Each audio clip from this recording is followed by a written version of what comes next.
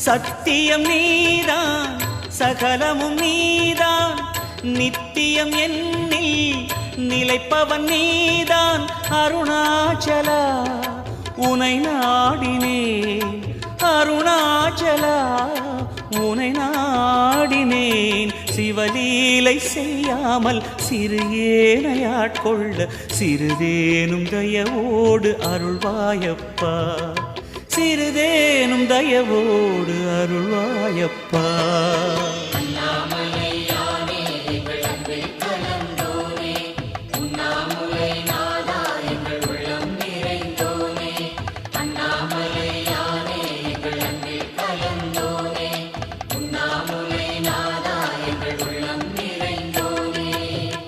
சிவமயமாக